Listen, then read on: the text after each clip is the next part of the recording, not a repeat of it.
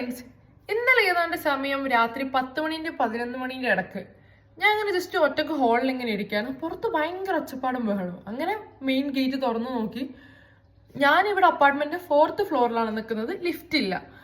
Okay, ഒരു പശുവിനെയും കൊണ്ട് ആ വീട്ടുകാർ താഴോട്ടേക്ക് ഇറങ്ങി വരുന്നു.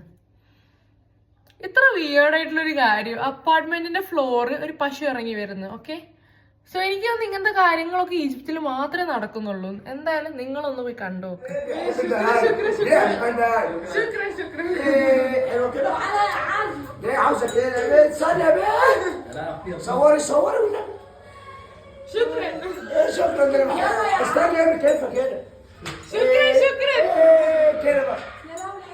മൂന്ന് വർഷത്തിനിടെ ഞാനും ആദ്യമായിട്ട് ഇങ്ങനൊരു കാഴ്ച ഇവിടെ കാണുന്നത്.